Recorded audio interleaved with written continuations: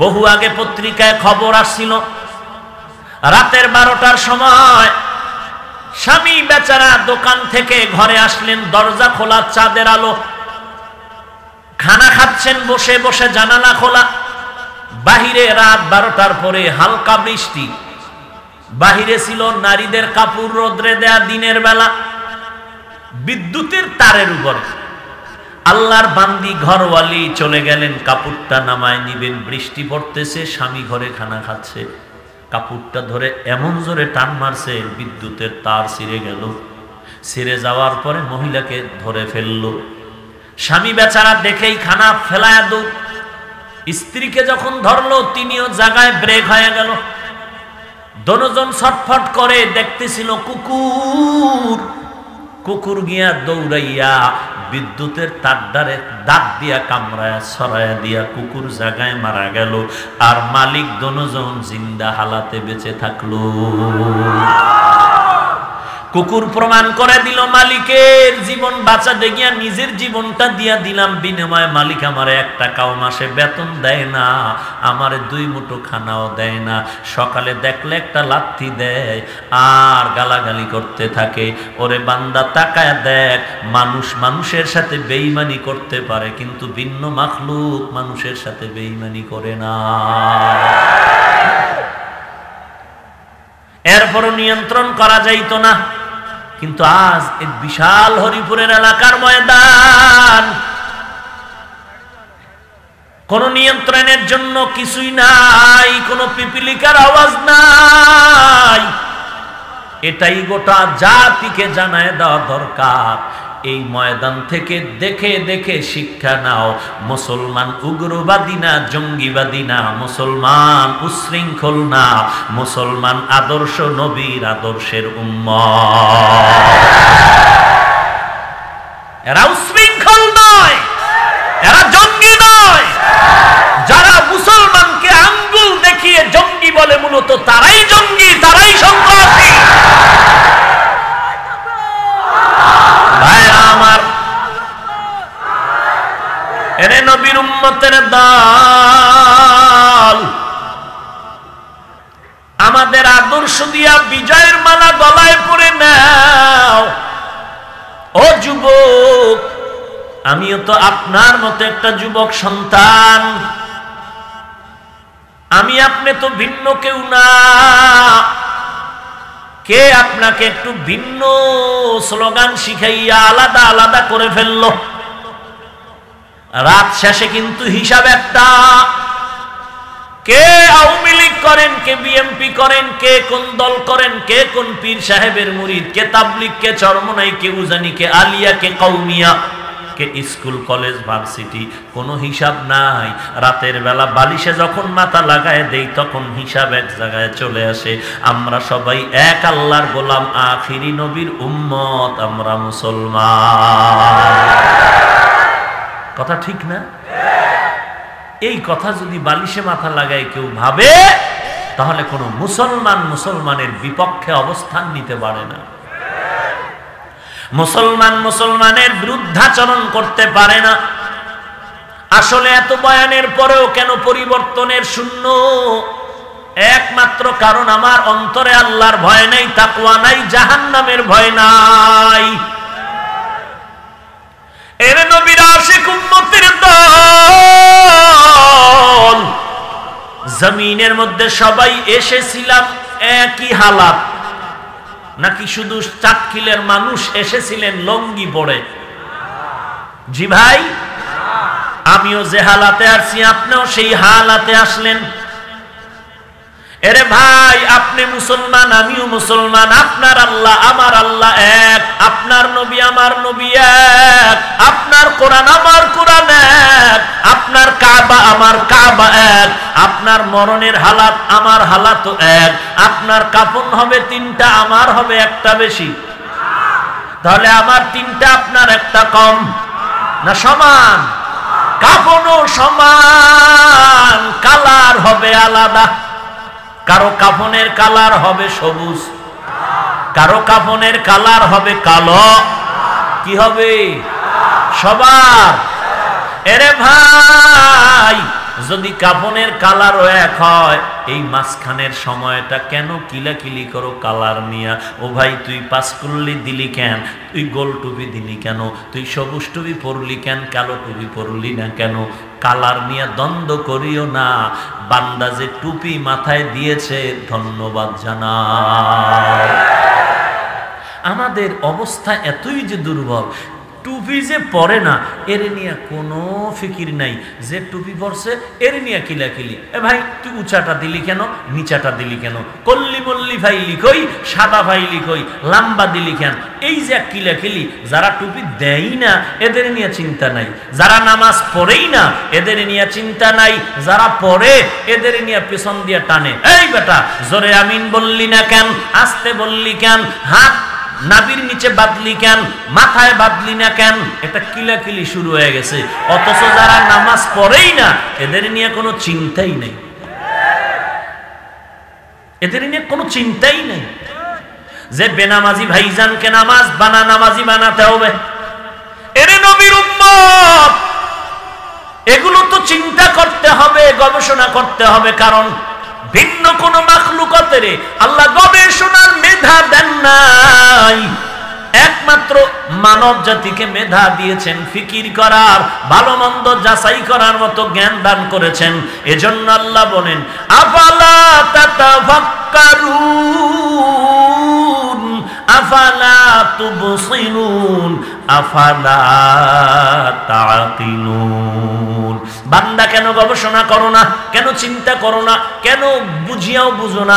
কেন দেখিয়াও দেখো না? বড় আফসুস, কিচ্ছু লাগে না মুসলমানের। এইরকম একটা বিশাল মুসলমানের সমাবেশ, এক জায়গায় বসা, যদি দিলের মোহাব্বত এক হয়ে যায়, কিচ্ছু লাগবে না, পিটাপিটি লাগবে না, মিছিল লাগবে না, কিচ্ছু লাগবে না। এমনি বেঈমানরা মুসলমানের পায়ের নিচে আসতে বাধ্য হয়ে যাবে। কারণ মুসলমান এটা এমন একটা জাতি, যেই জাতির নাম শুনলেও বেদিন বেঈমান ভয়ে আতঙ্কিত হয়ে যায়। ভাইরা আমার, এজন্য দরকার তাকওয়া, আল্লাহর ভয়। আপনারা যারা বয়ান শুনতে আসছেন, আমি হাফিজুর রহমান ঢাকা থেকে আসলাম, আমি যে বয়ানে বসলাম, ময়দানে বসেই তো আমার একটা চিন্তা করে বয়ান করা উচিত যে এখানে সব দলের লোক আছে, সব লাইনের বান্দা হাজির হয়েছে। এরা কেন আসছেন? কষ্ট করে, পায়ে হেঁটে, গাড়ি ভাড়া করে। এটা আমি বক্তা হিসাবে চিন্তা করতে হবে।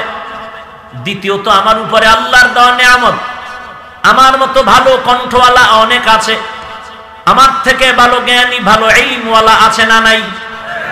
আল্লাহ আমাকে সম্মানের জায়গায় বসাইছেন, আল্লাহর কাছে এর বিনিময়ে জবাব দিতে হবে। আল্লাহ যে সম্মান দিছেন, আমার উপরে দায়িত্ব আছে না নাই?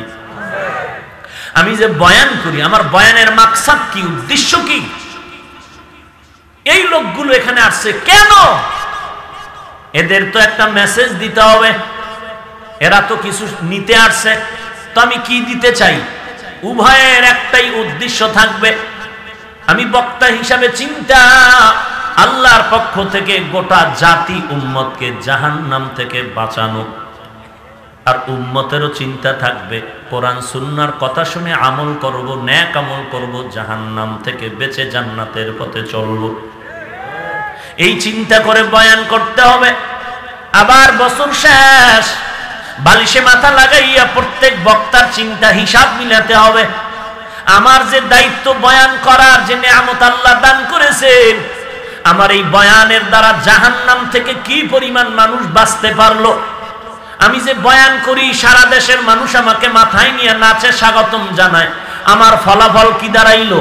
একটা বছর বয়ান শুনাইলাম, আমার বয়ানের মাধ্যমে আল্লাহর রহমতে কোন দাড়িবিহীন মানুষ কি দাড়িওয়ালা হলো, কয়েকজন টুপি ছাড়া বান্দা টুপিওয়ালা হলো, কয়েকজন সুদখোর বান্দা সুদমুক্ত হলো, কয়েকজন হারাম খানেওয়ালা হালাল খাইলো, কয়েকজন বেপর্দাওয়ালা পর্দাওয়ালা হয়ে গেল, কয়েকজন বান্দা অন্যের হক নষ্ট করতে এখন করে না, কয়েকজন বান্দা বয়ানের মাধ্যমে নবীর সুন্নাত মানত না, এখন মানে। এই রেজাল্টটা আমার বের করে নিতে হবে। আমি যদি দেখি আলহামদুলিল্লাহ আলহামদুলিল্লাহ সংখ্যায় বেশি না, 2-1 জন যদি হয় কিয়ামতের ময়দানে আমি আল্লাহর দরবারে দাঁড়ায়া জবাব দিতে পারবো, নাজাতের জরিয়া হয়ে যাবে। আর যদি অবস্থা এমন হয় আমি বয়ান করে গেলাম, মানুষের তওবার কোনো চিন্তাও করলাম না, এক ফোঁটা চোখের পানি নিজেও ফেললাম না, উম্মতের চোখেও পানি আসলো না, একজন বেনামাজিকেও নামাজির লাইনে দাঁড় করাতে পারলাম না, তাহলে আমার এই জিন্দেগির সবকিছু বৃথা হয়ে গেল। বলে হুজুর বয়ান তো করতেছি, হয় না কেন? ওরে বয়ান করলেই হবে না, এই বয়ান উম্মতের শুনাইয়া আবার বাসায় গিয়া জায়নামাজটা বিছাইয়া আমার মাওলার সাথে কান্না করে দোয়া করতে হবে, আল্লাহ তুমি আমারে যে বড় নিয়ামত দান করেছো। আমার বয়ান শুনে কত হাজার মানুষ, জাদুকরিয়াও তো এত মানুষ আনা যায় না, টাকা দিয়াও এত লোক হাজির করা যায় না, আমার থেকে করো কত ভালো কণ্ঠওয়ালা আছে, কত ইলমওয়ালা আছে। ও আল্লাহ তুমি আমার এত মায়া করে নিয়ামত দান করেছো, আমি তোমার মোহাব্বত নিয়া কোরআন ও হাদিসের বয়ান উম্মতের সামনে শুনায় দিলাম রে আল্লাহ, তুমি আমার এই বয়ানের মধ্যে বরকত দাও, এই বয়ান শুনিয়া যেন মানুষ তোমার গোলাম হতে পারে, নবীর আদর্শওয়ালা হতে পারে। যখন ভোর রাতে সেজদায় পড়ে কাঁদবা তখন দেখবা আল্লাহ পাক কুদরতি ভাবে মানুষের অন্তরে মায়া মোহাব্বত বাড়ায় দিবে। এ জীবনে না করিলাম বন্দেগি, এ জীবনে না করিলাম বন্দেগি, গুনাহ করে কাটাইলাম জিন্দেগি, তওবা করে আবার তওবা ভাঙ্গিলাম, অবশেষে খাঁটি তওবা করিলাম, অবশেষে খাঁটি তওবা করিলাম। এর যুবক আল্লাহর গোলাম, আল্লাহকে সাক্ষী রেখে বলছে রে যুবক, কলিজাটা ভেঙ্গে যদি দেখাইতে পারতাম কি পরিমাণ দিল দিয়া তোমাকে মায়া মোহাব্বত করি। শুধু আমি কেন, আমি চ্যালেঞ্জ দিয়ে বলি, এরে বাংলাদেশের যুবক, এই জমিনে তোমার টুপিওয়ালা কোরআনওয়ালা ছাড়া আপনার কেউ নাই। যারা তোমাকে যত আপন মনে করতেছে সবাই স্বার্থপর। একটু যদি স্বার্থে আঘাত লাগে মোবাইল বন্ধ, 3 দিনে কথা নাই। অথচ কোরআনওয়ালা টুপিওয়ালারা তোমাদের এত আপন, মোহাব্বত করে, মোহাব্বত কোনো পেছনে স্বার্থ নাই। এরে ভাই, তুমি একটু তোমার কলিজার বন্ধুরে টেস্ট করো, আজকে গিয়া টেস্ট করো। এই বন্ধু, তোমার জন্য আমি কত তোমার মন রক্ষায় নামাজ পড়তে গিয়াও পড়ি নাই, তোমার মন রক্ষায় পর্দা করতে গিয়াও করি নাই, তোমার মন রক্ষায় আব্বা আম্মা ডাকছে যাই নাই। ও বন্ধু, তুমি আমার চরম পরম বন্ধু, তুমি একটা কিছু খাইলে আমাকে দাও, আমি খাইলে তোমাকে দেই। আজকে তোমার সাথে একটা কমিটমেন্ট হতে হবে। কি বলে? আমি তোমার কারণে যেই পরিমাণ নামাজ নষ্ট করেছি, তোমার কারণে যেই পরিমাণ গুনাহ করেছি, তোমার মনটা খুশি করার জন্য কত হাসি তামাশায় সময় নষ্ট করেছি, এখন এই যে অন্যায়গুলো করলাম, এই গুনাহের একটা অংশ আমার আমলনামা থেকে তোমার নিতে হবে। নেবে? বলবেন হুজুর আপনারা কি নিবেন? হ্যাঁ নিব। কেমনে নিব?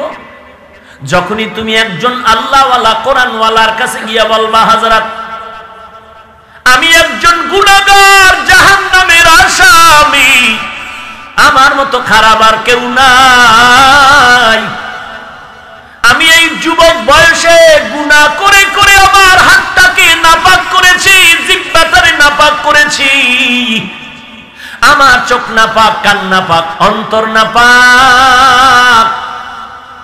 হুজুর আমি এখন কোথায় যাই, কি করি? আপনি কি আমার সহযোগী হইবেন? সব টুপিওয়ালা কোরআনওয়ালা বলবে, রে যুবক আজকে থেকে তওবা কর, সামনে গুনাহ করবি না। তোর পেছনের গুনার জন্য আল্লাহর কাছে তুই ক্ষমা চাবি, আর আমিও ভোর রাত্রে তাহাজ্জুদে কান্না করে তোর জন্য দোয়া করব। এরে নবীর উম্মতের দল, এরে নবীর আশিক, মদিনার নবী যুবকদেরকে কত মজার কথা শুনায় গেলেন। এরে যুবক, তোমাদের দ্বারা দ্বীন ও ইসলামের উপকার হয়েছে বেশি। ও যুবক ভাই, আপনাকে আমি ধন্যবাদের সাথে বলি, জীবনটাকে পরিবর্তন করে নাও।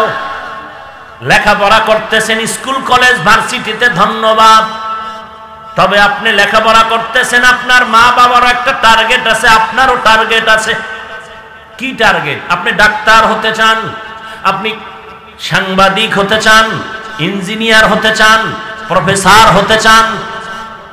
ওই টার্গেট পর্যন্ত যাওয়ার সময় এখনো 10 বছর বাকি। আপনি এখন মাঝখানে হাজির। এই অবস্থায় আপনার এমন এক আদর্শ তৈরি করে চলতে হবে যেন আপনাকে যে দেখবে সেই যেন দিল খুলে দোয়া করে, মোহাব্বত করে, আর বলে ছেলেটা বড় ভদ্র, বড় শালীন। কেউ যেন এই কথা বলতে না পারে, যুবক তো ভালো ব্যবহার করে না, এর জন্য দোয়া। চোখ তো অমুকের গোলামি করে, আমারে গালি দেয়, এমন যেন হতে না হয়। ও আল্লাহর বান্দা, আপনার আদর্শ এমন হওয়া চাই যেন সবাই দিল খুলে দোয়া করে, পক্ষ নাই বিপক্ষ নাই। যারা নবীর আদর্শ নিয়ে চলে তাদেরকে বুকে লাগায় মোহাব্বত করবেন, দোয়া নিবেন। আপনার মতো বহু যুবক স্কুল কলেজে পড়ে, সামনে দাঁড়ায় যখন সালাম দেয়, মনে হয় যেন আমি তার পা দুটো রুমাল দিয়ে মুছে দেই, দিলটা মোহাব্বতের কারণে।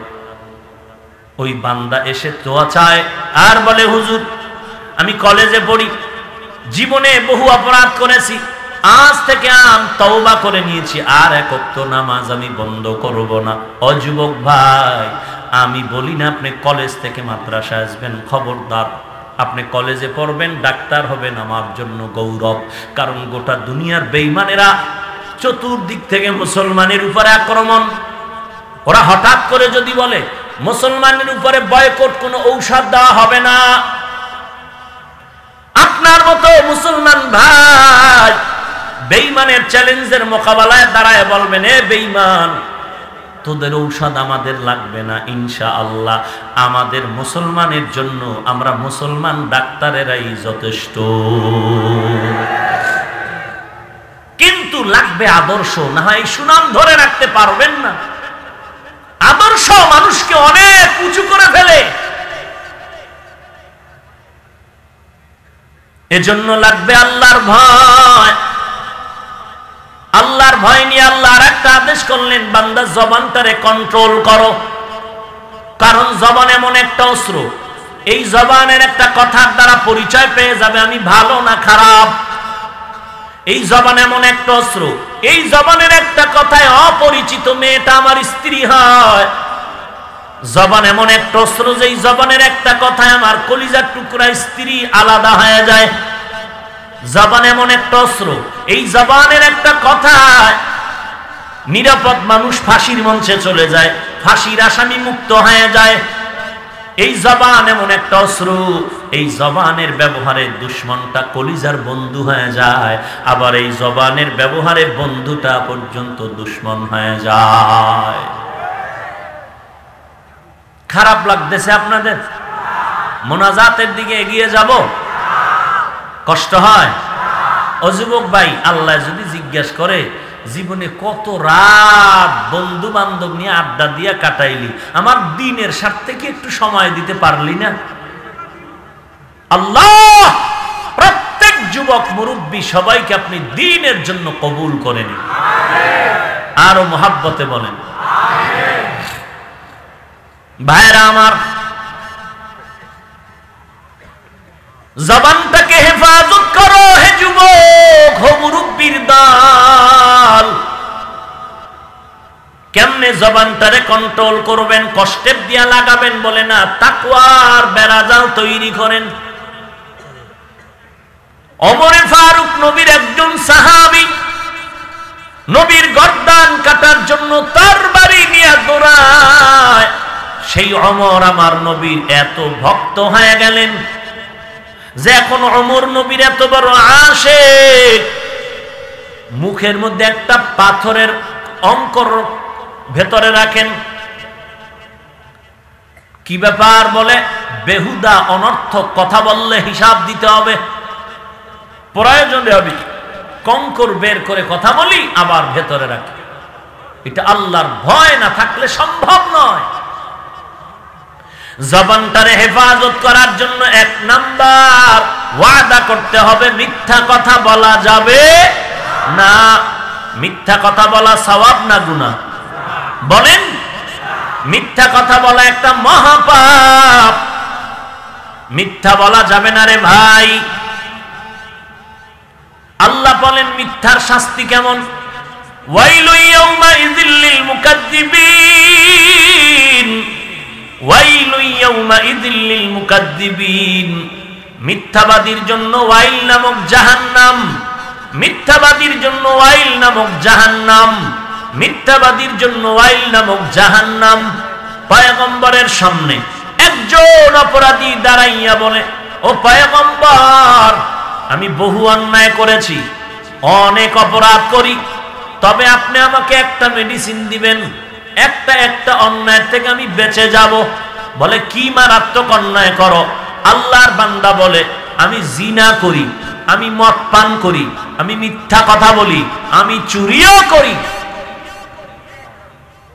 নবীজি বললেন, ও ভাই, এত মারাত্মক অন্যায় করো, তোমাকে একটার কথা বলবো, বেশি বলবো না। তুমি চুরি করো? বলে হ্যাঁ। জিনা করো? বলে হ্যাঁ। তুমি মদ পান করো? বলে হ্যাঁ, আমি মদ পান করি। আর কি? বলে আমি মিথ্যা কথা বলি। বলে তাহলে সবগুলো ছাড়বা? বলে পারবো না, একটা ছাড়তে হবে। একটার কথা বলেন ছেড়ে দিব, চলে যাবেন, দোয়া চাই। ভাইরা আমার,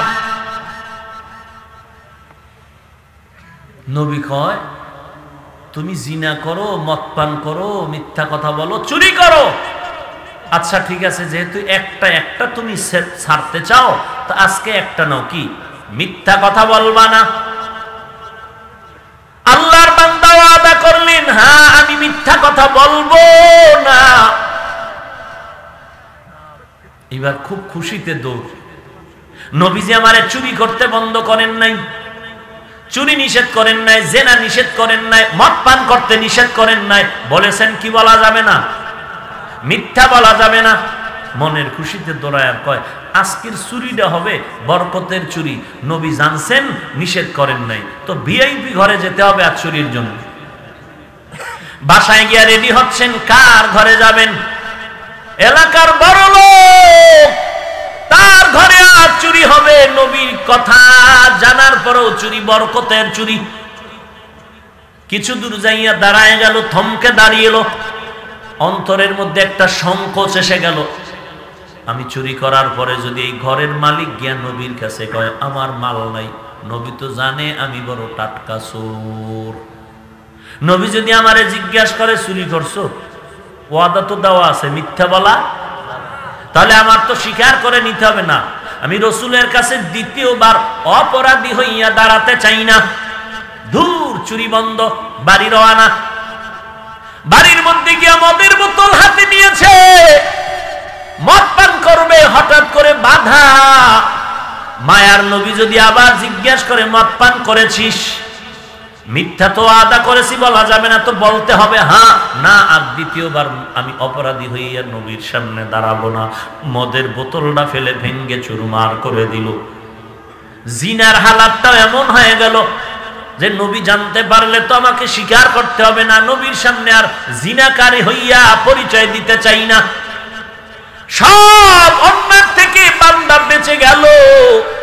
পয়গম্বরের দরবারে দৌড়ায় গিয়া বলেন, পয়গম্বর আপনি আসলেই শ্রেষ্ঠ পয়গম্বর, আপনি এমন একটা মেডিসিন আমাকে দিয়েছেন, একটা ঔষধ সেবন করা মাত্র আমার শরীরের সব রোগ আমার ভালো হয়ে গেল।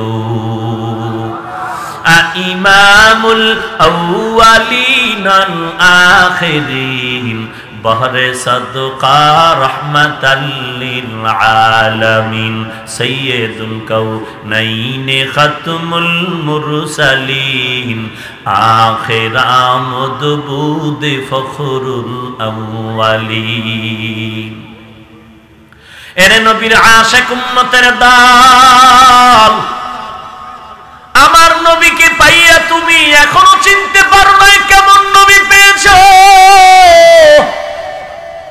যে নবী রাস্তা দিয়া চলতেছেন, রাস্তার দুধারের গাছ নিয়ে আমার নবীরে বারবার সালাম জানায়, কেমন নবী আমরা পেয়েছি?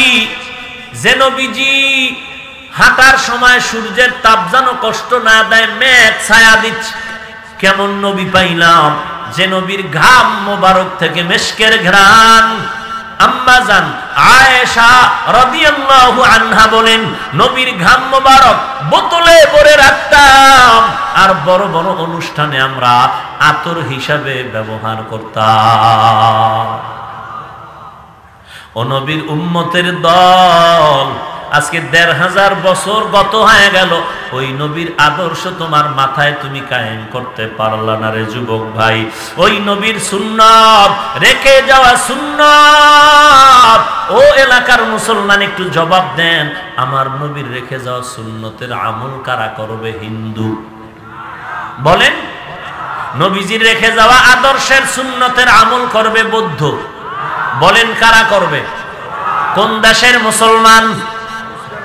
সারা বিশ্বের, শুধু চাক্কিলের মুসলমান ব্যতীত।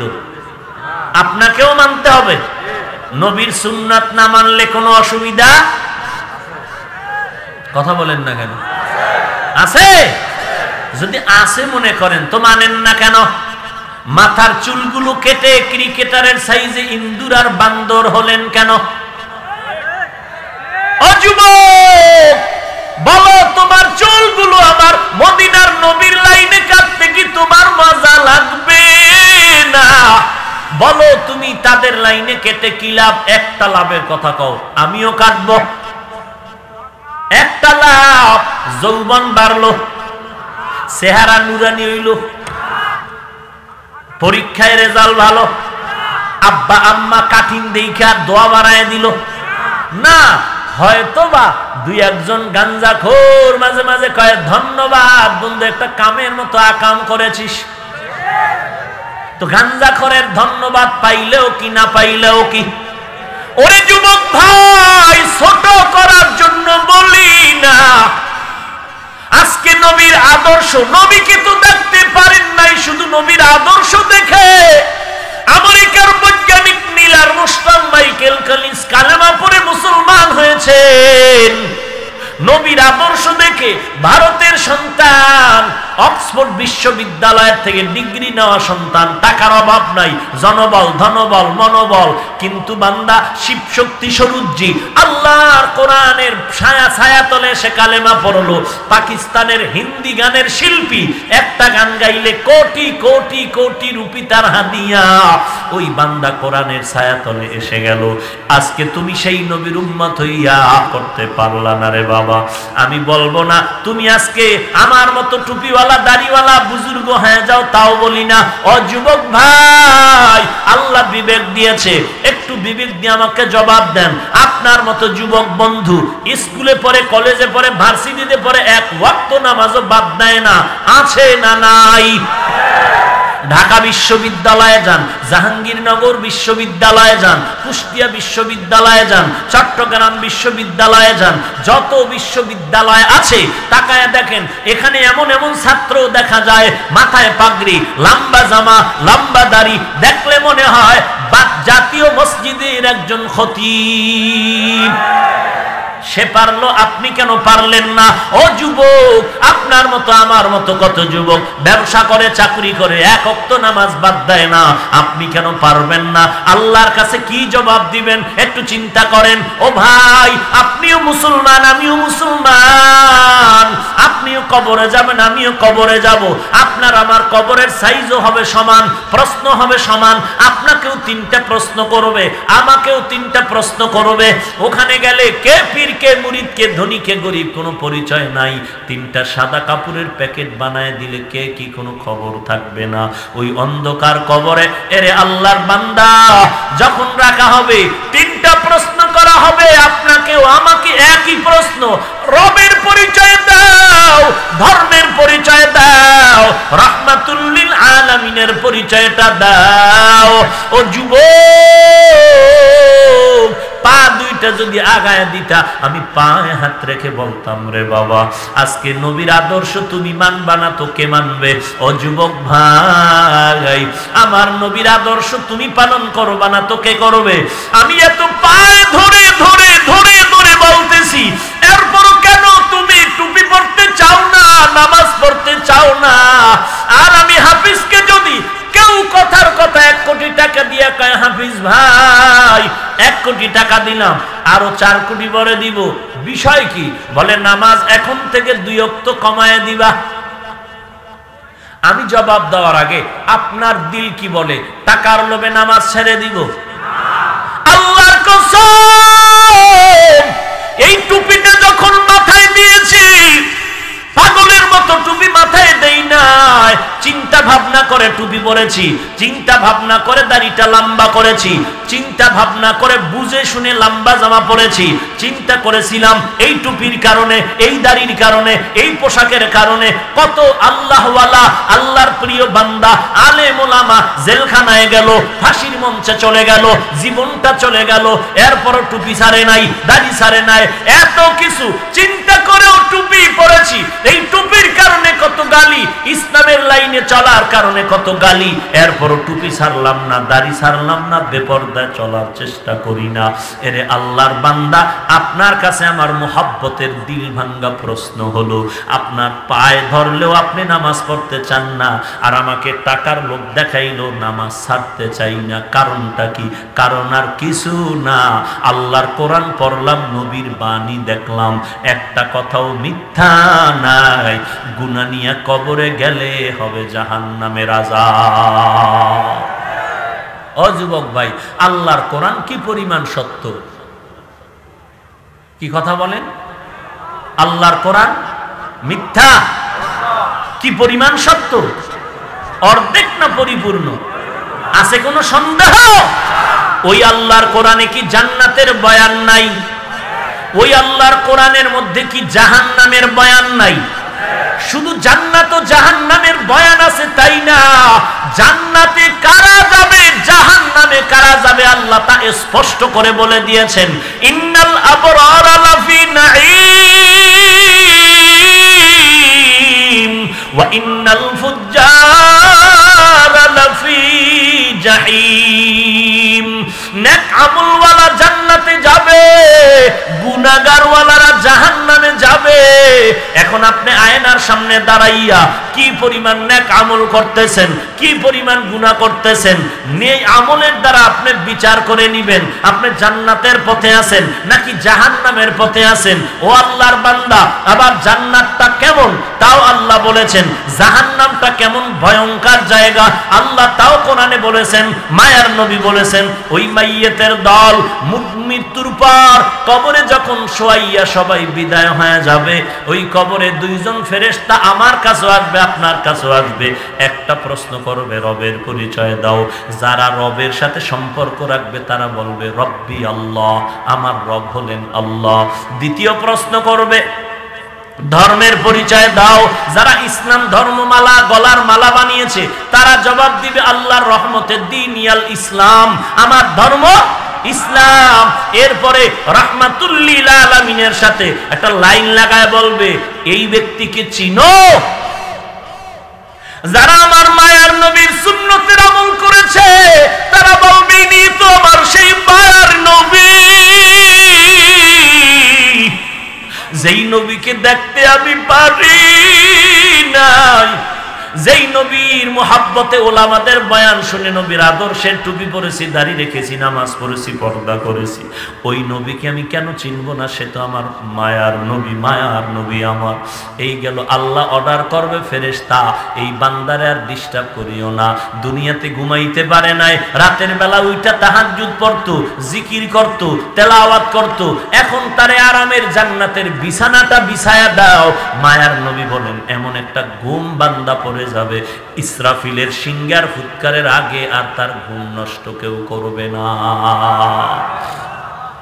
পক্ষান্তরে যদি বান্দা গুনাহ নিয়ে কবরে যায়, প্রশ্ন ওই তিনটাই করা হবে, রবের পরিচয় দাও, ধর্মের পরিচয় দাও, রাহমাতুল লিল আলামিনের পরিচয় দাও।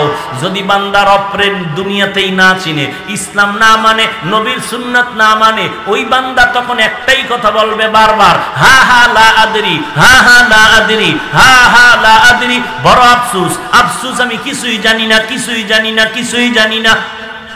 আল্লাহ তখন অর্ডার করবে, রে ফেরেশতা, দুনিয়াতেই বান্দার আমি কত নিয়ামত দিলাম, আমার বাতাস, আমার পানি, আমার মাছ, আমার জমিনের ফসল, আমার গাছের ফল, সব আমি বান্দাকে ফ্রি করে দিয়েছি।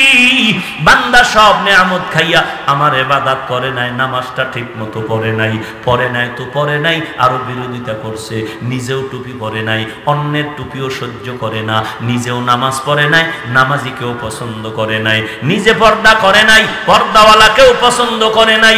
এখন আর এক সেকেন্ডের জন্য তাকে ছাড় দেওয়া হবে না।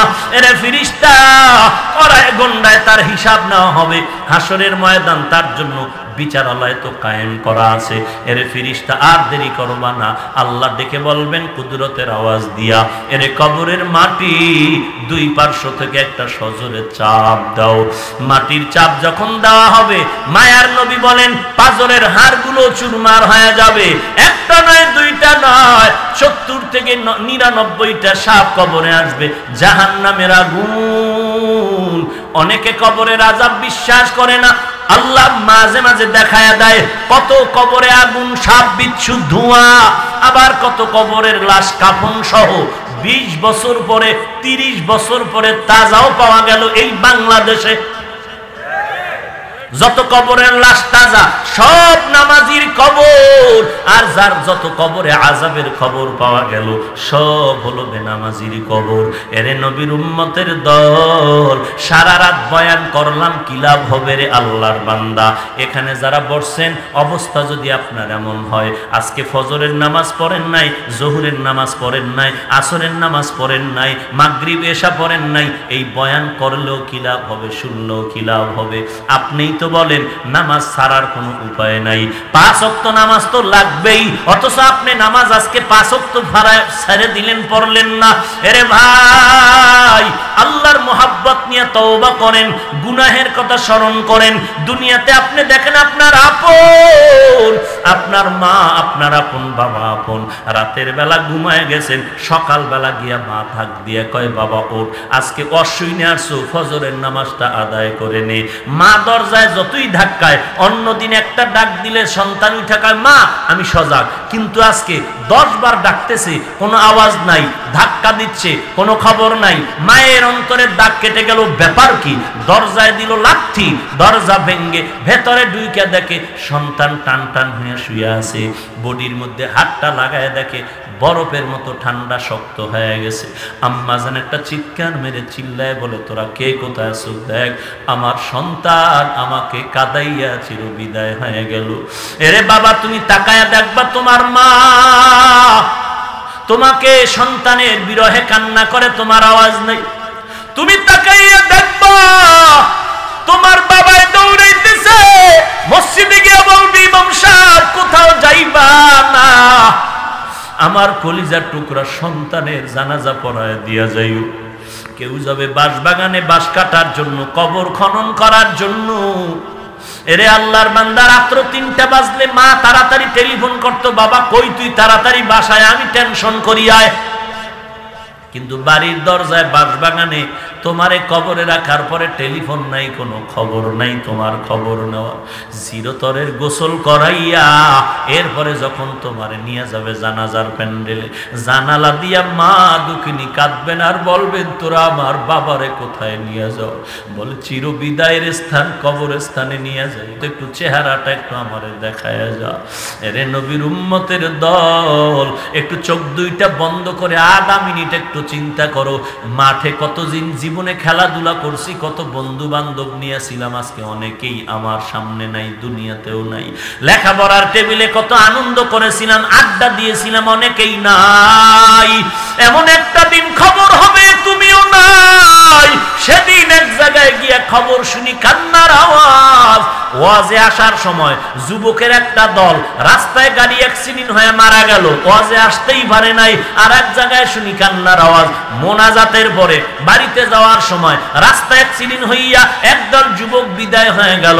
ও ভাই, যত মরণের খবর পাই পত্রিকা খুললেই দেখি যুবকের লাশ, যুবকের লাশ, যুবকের লাশ। কয়দিন আর বাঁচবারে ভাই, এখানে বর্ষো ঘর পর্যন্ত যাওয়ার গ্যারান্টি নাই। একটা মিনিট বালিশে যখন মাথা লাগায় ঘুমাও, বাতিটা যখন নিবায় দাও, একটু কি চিন্তা করো না যে মরণটা ঘুমের মধ্যেও তো হতে পারে? যদি এই চিন্তা করতা তাহলে হিন্দি গানের তার কানে লাগায় ঘুমাইতে পারতা না রে বাবা। অথচ তোমার চিন্তাই নাই যে ঘুমের মধ্যেও তো চির নিদ্রা হয়ে যেতে পারে, মরণ হতে পারে রে বাবা। আল্লাহর কাছে তওবা করে নাও। সবাই জান্নাত পাবে না, সবার কপালে তওবা নসিব হবে না। জবানটাকে হেফাজত করো, আল্লাহর ভয় নিয়ে চলো। এক নম্বরে জবান দ্বারা মিথ্যা কথা বলা যাবে না। দুই নাম্বার, জবান দ্বারা গালাগালি করা যাবে না, হারাম। তিন নাম্বার, এই জবান দ্বারা কারো গীবত শিকায়াত করা যাবে না, এটা গুনাহের কাজ। বিপরীত তুমি আল্লাহর তেলাওয়াত করো, জিকির করো, নবীর দরুদ ও সালাম পড়ো, জবানটারে হেফাজত করো রে ভাই। আমি কলিজা দিয়া পায়ে হাত রেখে বিনয়ের সাথে বলে যাই, আল্লাহর দরবারে তওবা করো গুনার কথা স্মরণ করে। মনে হয় জানো আমার গুনার কারণে আজকে এই ময়দানে আমার থেকে খারাপ আর কেউ নাই। আমার গুনার খবর আমার মা বাবা ভাই বোনেরা কেউ জানে না। যদি আমার অপরাধের খবর আমার আব্বা আম্মা জানতো, লাথি মেরে তাড়ায় দিত। আল্লাহ কয় আমি জানার পরেও তোর উপরে রাগ করিয়া পানি বন্ধ করি নাই, বাতাস বন্ধ করি নাই, খানা বন্ধ করি নাই, বরং আমি তোরে তওবার দিকে ডাকতেছি। আয় তওবা কর, চোখের পানি ছেড়ে তওবা কর। চোখের পানি গালের নিচে যাওয়ার আগেই তোর জিন্দেগির গুনাহগুলো মাফ করে দিব। ওরে আল্লাহর বান্দা, যুবক ভাই, বৃদ্ধ বাবাজি, ও পর্দার আড়ালের মা, আপনি তো কোরআনওয়ালার মা, হাফেজের মা, আলেমের মা। আল্লাহর কাছে দোয়া করেন, ও আল্লাহ এমন একটা সন্তানের মা বাবা বানায় দাও যেই সন্তান মরণের পরে জানাজার ইমামতি করতে পারে, কবরের কিনারায় দাঁড়াইয়া সন্তান একটু আল্লাহর কোরআনের তেলাওয়াত করতে পারে। আম্মা জানেরা দোয়া করেন, সন্তানকে আদর্শওয়ালা বানানোর চেষ্টা করেন। আল্লাহর কাছে তওবা করতে হবে। আর জীবনে গলায় চুরি আসলে নামাজ আর বাদ দিব না, আর নবীর তরিকার বাহিরে চলবো না, আল্লাহর বিরুদ্ধে যাব না, ওলামায়ে কেরামের বিরোধিতা করে গুনাহগার হব না, নবীর সুন্নতের বিপরীত লাইনে চলবো না, আর কোনোদিন মুরব্বীদের সাথে বেয়াদবি করব না, সহিভাবে কোরআন শিখে 5 ওয়াক্ত নামাজ বাদ দিব না। তওবা করার যদি নিয়ত হয়, খাঁটি তওবার নিয়তে আল্লাহর মুহাব্বতে দুটো হাত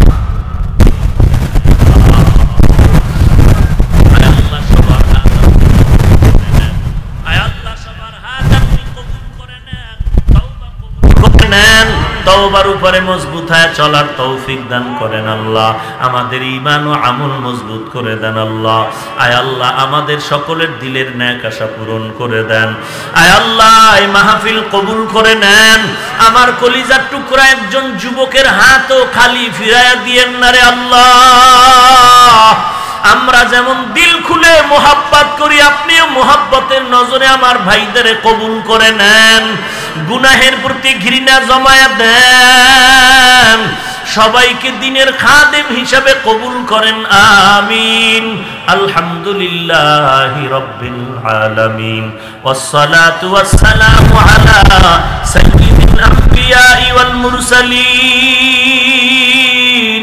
ওয়া আলা আলিহি وأصحابه أجمعين يا أرحم الراحمين يا أرحم الراحمين يا أرحم الراحمين সবাই জবানটা খুলে মা বাবার জন্য দোয়া করেন রব্বিরহামহুমা কামা রব্বায়ানি সগীরা রব্বিরহামহুমা কামা রব্বায়ানি সগীরা اللهم إنك عفو تحب العفو فاعف عني وأصحابه وبارك وسلم تسليما كثيرا الذي أرسله الله تعالى بالحق بشيرا ونذيرا وداعيا إلى الله بإذنه وسراجا منيرا أما بعد فأعوذ بالله من الشيطان الرجيم بسم الله الرحمن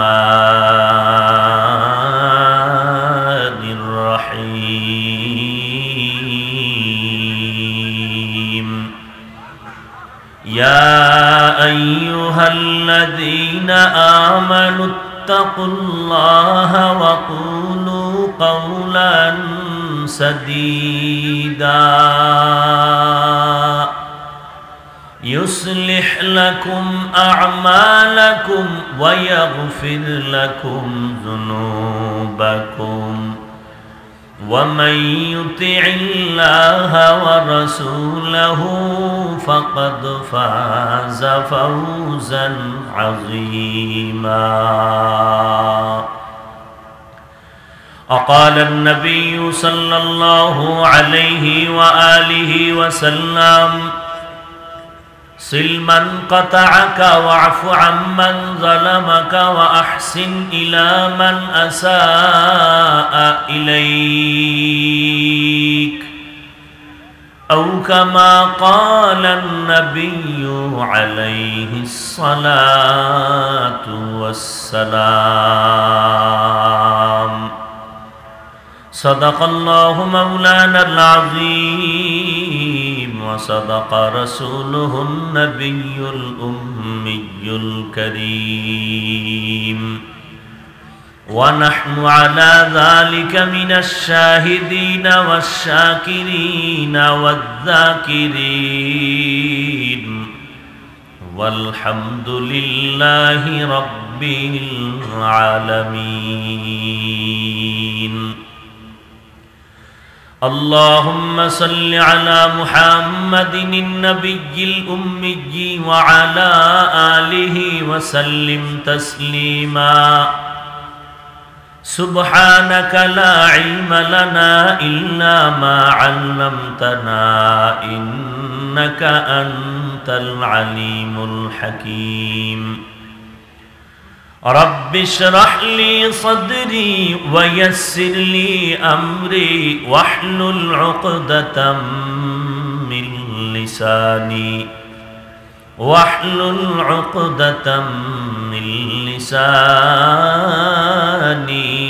يفقه قولي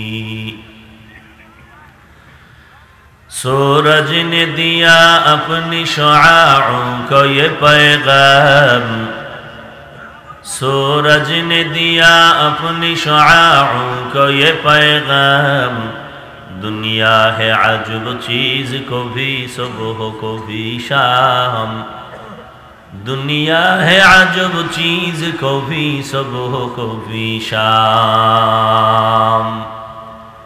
दुनिया में हो दुनिया का तलबगार नहीं हो दुनिया में हो दुनिया का तलबगार नहीं हो, बाजार से गुजर हो खरीदार नहीं हो, बाजार से गुजर हो खरीदार नहीं हो। मकबूल है शाज है काबिल तू बहुत है, मकबूल है शाज है काबिल तू बहुत है, आईना के मानिंदे तू नहीं दिल तू बहुत है, आईना के मानिंदे तू नहीं दिल तू बहुत है।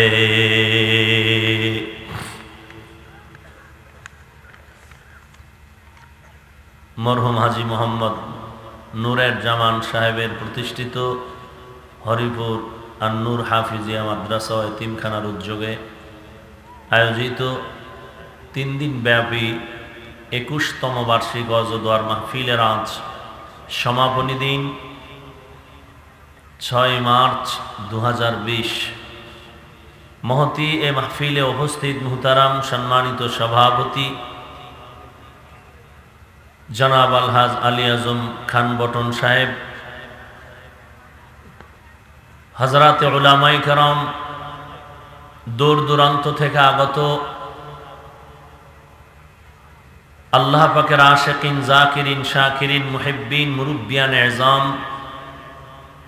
कलिजार टुकरा आमार समबयसी जुबक बंधुगण, स्नेहेर छोट भाई, पर्दार आड़ाले अवस्थानरत श्रद्धेय सम्मानिता मा ओ बोनेरा, रब्बुल आलमीनेर दरबारे लाखों कोटी शुकर ओ सुजूद जे महान रब्बुल आलमीने फितनार जमानाय कुरआन ओ सुन्नार भित्तिते सही तरीकाय किछु कथा बलार जन्य शुनबार जन्य आमादेरके कबुल ओ मंजूर करेछेन। नेयामतेर शुकर आदाय करी आलहामदुलिल्लाह।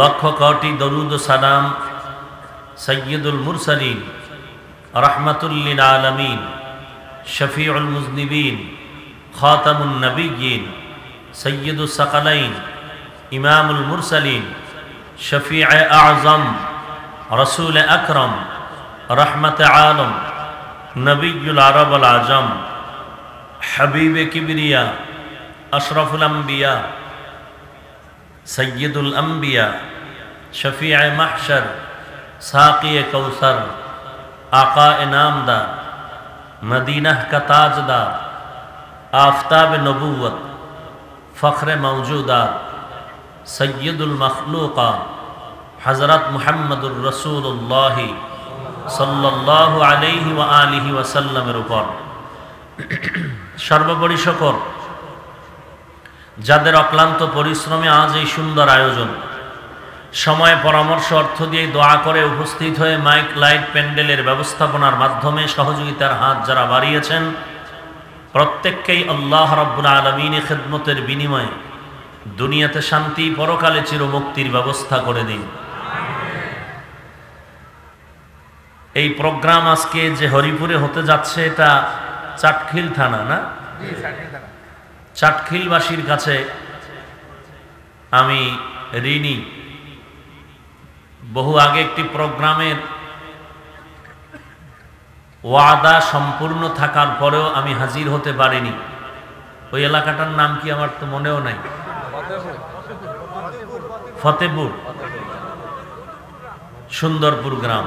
फतेहपुर सुंदरपुर बासी सह टोटाल चाटखिल एलाकार मानुष जारा आपनारा आसছেন, आमी विनयेर साथे आपनादेर काछे क्षमा चेये निচ্ছি।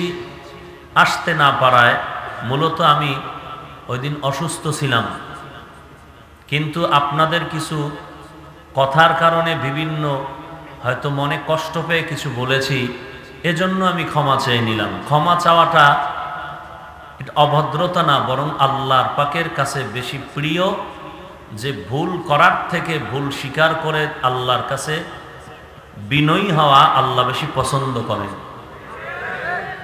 আপনারা আমাকে যে যাই পেছনে যা বলেন আমি বিশ্বাস করি আপনারা দিল খুলে আমাকে মহব্বত করেন। না হয় এত যুবক আজ এই প্রোগ্রামে এটা একটা ধারণা যতটুকু থাকে তার থেকেও বেশি এটা মোহাব্বত ছাড়া আমি অন্য কিছু মনে করি না। আল্লাহ পাকে মোহাব্বত সব সময়ের জন্য কায়েম রাখেন। কারণ এই বৃহত্তর নোয়াখালী লক্ষ্মীপুর এটা বহু আগের ছোটবেলার থেকে আমরা শুনতাম এই নোয়াখালীর মুন্সি সারা দেশে ঘুরে ঘুরে মানুষকে দ্বীনের কোরআনের তালিম দিতেন। শুধু কি তাই, আপনাদের আজ এই নোয়াখালী লক্ষ্মীপুরের গৌরব কারি ইব্রাহিম রহমতুল্লাহ আলাই উজানি। আর সেই উজানির কারি ইব্রাহিম রহমতুল্লাহ আলাই আপনাদেরই এলাকার সন্তান, আর তার থেকে হয়েছে চরমনাই। তাহলে আপনারা গৌরবান্বিত। আমার যুবক ভাইদের কাছে আমি দিল খুলে মোহাব্বতের দাবি জানাচ্ছি, আল্লাহ পাক যেন আপনাদেরকেও দূরে ঠেলবেন না, কাউকে কাছে আসবেন। কাছে আসবেন, সমস্যা কি? দিলটাকে বড় করবেন, সব সময় কাছে টানার চেষ্টা করবেন, কাউকে দূরে ঠেলবেন না। আল্লাহ সমস্ত যুবক ভাইদেরকে এই দ্বীনি নিসবতের সাথে মোহাব্বতের বন্ধনকে মজবুত করে রাখার তৌফিক দান করুন। আমি আজ আপনাদের সামনে কিছু কথা বলার নিয়তে কোরআনে হাকিমের সূরা আহজাবের 2 টুকরো আয়াতে কারিমা তিলাওয়াত করেছি। বিশ্বনবী, শেষ নবী, মহানবী, শ্রেষ্ঠ নবী সাল্লাল্লাহু আলাইহি ওয়া আলিহি ওয়াসাল্লামের অসংখ্য অগণিত আমিও বাণী পবিত্র হাদিস শরীফের মধ্য থেকে একটি হাদিস পড়েছি। আয়াত ও হাদিসের আলোকে ইখলাস ও রুহানিয়তের সমন্বয়ে কিছু কথা আমাকে বলার মতো, আপনাদেরকে শুনবার মতো হিম্মত, ধৈর্য, তৌফিক আল্লাহ পাক দান করুন। আশা করি ইনশাআল্লাহ ধৈর্যের সাথে দ্বীনের মোহাব্বতে দোয়া শেষ করে যাবেন তো। আর আগে গিয়েও কি করবেন? ঘুমাবেন না তো। ঘুম তো আরো প্রায় 5 বছর আগে দেশ থেকে বিদায় নিয়েছে মোবাইলের কারণে। মোবাইল চালাইতে চালাইতে ভোর রাত আজান দিবে দিবে এমন সময় মোবাইল বুকে রেখে ঘুমিয়ে পড়ে, ফজর কাজা হয়ে যায়। মূল টাইম ঘুম উম্মতের কপাল থেকে দূর হয়ে যাচ্ছে, গিয়া কেউ ঘুমাবেন না। অতএব এখানে যতক্ষণ বসে থাকবেন রাসূলের বাণী মোতাবেক কিছু বুঝেন আর না বুঝেন, অন্তত এই বেহেশতের বাগানে বসা থাকা অবস্থায় গুনাহ তো হবেই না, বরং নেক লেখা হবে। ইয়া আইয়ুহাল্লাযীনা আমানুত্তাকুল্লাহ, হে দুনিয়ার মুমিন তোমরা তাকওয়া অর্জন করো তথা আল্লাহকে ভয় করো। আকুলু কওলান সাদীদা, এবং যা বলো সত্য সঠিক শালীনভাবে বলো। লাভ কি? ইউসলিহ লাকুম আ'মালাকুম, বিনিময়ে তোমাদের আমলকে পরিশুদ্ধ করে দিবেন আল্লাহ। আর ওয়ায়াগফির লাকুম যুনুবাকুম, এবং তোমাদের কৃত গুনাহকে মাফ করে দিবেন কে? আল্লাহ। ওমাইয়ুতিল্লাহা ওয়া রাসূলাহু, এবং যাহারা আল্লাহ এবং তার রাসূলের ইতাআত করবেন, অনুকরণ করবেন, ফাকাদ ফাজা ফাওজান আযীমা, অতঃপর তাদের বিজয় হবে চূড়ান্ত বিজয়।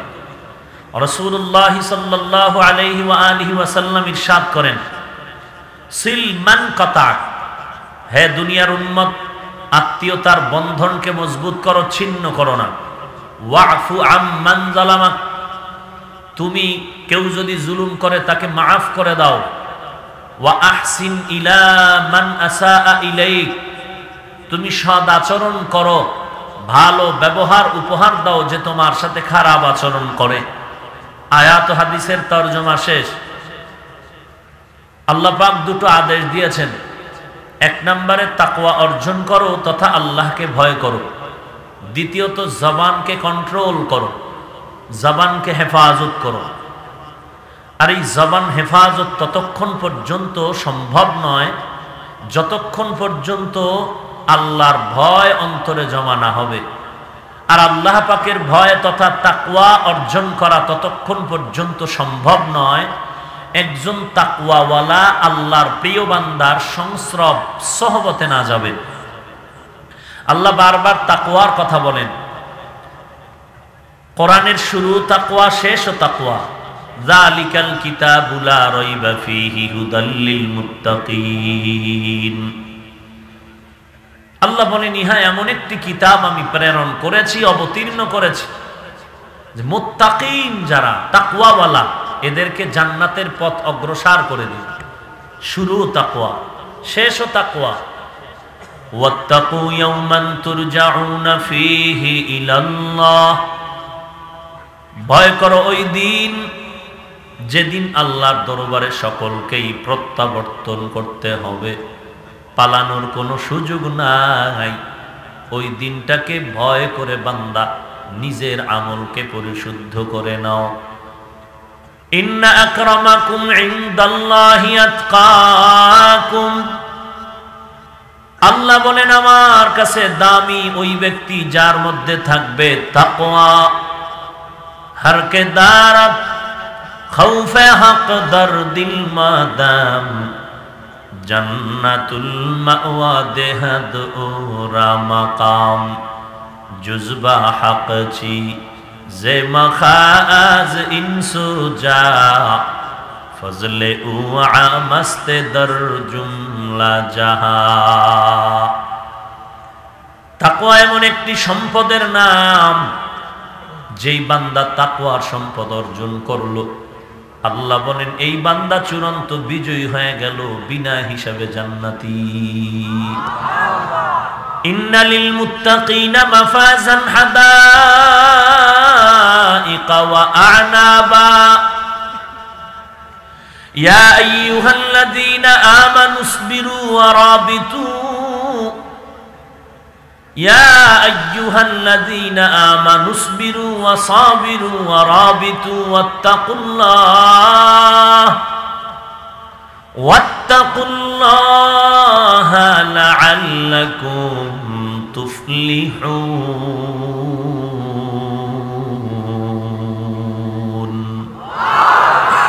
এই কালামে জিন্দা কোরআন হাকিম हिकमते उला यज़ालस्तु क़दीम जमीउल इल्म फिल क़ुरआन हकीम तक़ासरत अन्हु अफ़हामुर रिजाली बक़ा क़ुरआन कलामुल्लाह बशनो कदीमस्ती नईनो। আল্লাহকে ভয় করো তথা তাকওয়া অর্জন করো। পয়গম্বর বলেন, আত-তাকওয়া হাহুনা, আত-তাকওয়া হাহুনা, আত-তাকওয়া হাহুনা। তাকওয়া এটা অন্তরে থাকার জিনিস, অন্তরে থাকে। অন্তরে থাকার ব্যাপারটা চোখে দেখা যায় না। এই তাকওয়া অর্জন করো রে গোলাম। যারা তাকওয়া অর্জন করতে পারবা, আল্লাহ তাআলা তার কুদরতি জিম্মায় বান্দাকে জান্নাতের মেহমানখানায় পৌঁছে দিবে। এক নম্বরে তাকওয়া অর্জন করো, আল্লাহর ভয়। কেন? ভয় না থাকলে বান্দা অন্যায় থেকে বাঁচাটা অসম্ভব। সন্তানের অন্তরে মা বাবার প্রতি ভয়, এ কারণে সন্তান পিতামাতার সামনে অন্যায় করে না। ছাত্রের অন্তরে ওস্তাদের প্রতি ভয়, যে কারণে ছাত্র ওস্তাদের সামনে অপরাধ করে না। ঠিক বান্দার অন্তরে যদি আল্লাহর শাস্তির প্রতি ভয় জমা হয়ে যায়, বান্দার গলায় ছুরি আসলেও বান্দা গুনাহের দিকে পা বাড়াতে পারবে না। আজ এত বয়ান হচ্ছে, দাওয়াতের বয়ান, তাবলীগের বয়ান, পীর সাহেবের বয়ান, জুমার খতিবের বয়ান, বক্তাদের বয়ান। এখানে দীর্ঘ 3 দিন পর্যন্ত ভালো ভালো উলামায়ে হযরত বয়ান করে গেলেন, প্রতিদিন বয়ান, সারা রাত। এরপর আমার কলিজার মুসলমান আবার মোবাইলে রেকর্ড করে আবার বসে বসে বয়ান শুনেন, বালিশে মাথা লাগায় শুনেন। কিন্তু পরিবর্তনের অবস্থানটা দুর্বল কেন? জানি নামাজ না পড়লে গুনাহ, এরপরও পড়ি না। জানি মিথ্যা কথা বলা গুনাহ, এরপরও মিথ্যা ছাড়ি না। জানি অন্যের হক নষ্ট করা গুনাহ, তারপরও হক নষ্ট করা বন্ধ করি না। জানি গীবত করা গুনাহ, গীবত ছাড়ি না। জানি কারো উপরে জুলুম করা গুনাহ, এরপরও কেন জুলুম ছাড়তে পারি না? এর একমাত্র কারণ হলো আল্লাহ পাকের আযাবের ভয় অন্তরে এখনো জমা হয়নি। আর আল্লাহর ভয় তথা তাকওয়া ততক্ষণ পর্যন্ত অন্তরে আসবে না যতক্ষণ পর্যন্ত একজন খাঁটি আল্লাহর প্রিয় বান্দা তাকওয়াওয়ালার কাছে সময় লাগাবে না। কারণ বাংলা প্রবাদ আছে, সৎসঙ্গে স্বর্গবাস, পারস্যের কবি, কবিকুল সম্রাট আল্লামা শায়েখ সাদি রহমাতুল্লাহ আলাইহি, তিনি 30 বছর গোটা দুনিয়াটা সফর করেছেন। এরপরে যা দেখেছেন তিনি কিতাব আকারে লিপিবদ্ধ করেছেন, ফার্সি ভাষায় কিতাব লিখেছেন। ওই কিতাবের এখন বাংলাও পাওয়া যায়। তিনি একটি ঘটনা লিখেছেন যে আমি একদিন গোসল করার জন্য গোসলখানার মধ্যে ঢুকলাম। গোসলখানার মধ্যে ঢুকে দেখি মেশকের ঘ্রাণ। কিসের থেকে এত ঘ্রাণ আসতেছে? ডানে বামে চতুর্পার্শ্বে তাকায় দেখলাম এমন কিছু ঘ্রাণের পাওয়ার মতো কোনো আলামত নাই। সাদি বলেন, আমি নজর করে দেখি একটা মাটির চাকা মাটির মধ্যে পড়ে আছে। আমি ওই মাটির চাকাটা নাকের কিনারায় নিয়ে দেখলাম এই মাটির চাকার থেকেই মিশকের ঘ্রাণ পাওয়া যায়।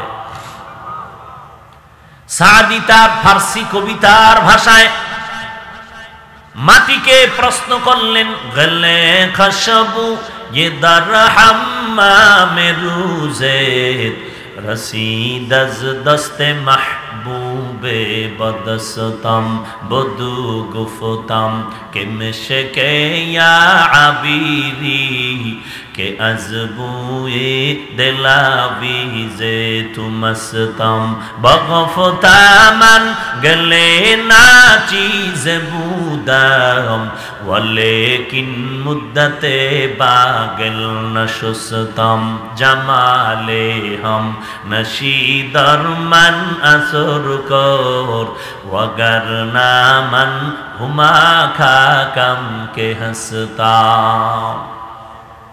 একদাস নামের আদারে বসিয়া হেরিনো মাটির ঢেলা হাতে নিয়া শুকিয়া দেখিলাম রয়েছে সুবাস মেলা। কহিল তাহারে কস্তুরী তুমি ওগো তুমি কি আতর দা, তোমার গায়েতে সুবাসে ভরা ওগো তুমি কি গুলিস্তা। মাটির জবাব শুরু হয়ে গেল, কহিল সব কিছু আমি নহি, আমি অতি নিচু মাটি, ফুলের সাথে থাকিয়া তাহার সুবাসে হইলাম খাটি। ও মাটি, তুমি মেশকো নাকি আম্বার না আতর দা? তোমার থেকে এত ঘ্রাণ কেন আসে? মাটি জবাব দেয়, সাদি আমি মেশকো না আম্বার না আতর দাও না, আমি একটা অতি নিচু মাটি, একটা ফুলের গাছের গোড়ায় থাকার কারণে আল্লাহ পাকের রহমত ওই ফুলের ঘেরান আমি মাটির মধ্যে স্পর্শ করেছে। সাদি সারা দুনিয়ার মানুষকে ঘটনার থেকে উপদেশ নিতে বললেন, ওরে দুনিয়ার মানুষ, একটা মাটির চাকা ফুলের গাছের গোড়ায় থাকতে যদি ফুলের ঘ্রাণটা মাটির মধ্যে স্পর্শ হতে পারে, একটা খারাপ জাহান্নামী ব্যক্তি যদি একজন তাকওয়াওয়ালা বান্দার সাথে সম্পর্ক লাগায় দেয়, ওই বান্দা আল্লাহওয়ালার সোহবতে থাকলে কেন বান্দা ভালো মানুষে পরিণত হবে না? তে সালে তোরা সালে কুনাদ সোহবতে তালে তোরা তালে কুনাত জমানা সোহবতে বা আউলিয়া बेहतर अज सद साले ताअत बेरिया मैले मोमिन सोए मोमिन মিশাওয়াত মাইলে কাফের সোয়ে কাফের মিশাওয়াত ইয়া আইয়ুহাল্লাযীনা আমানুত্তাকুল্লাহ ওয়া কুনু মা'আস সাদিকিন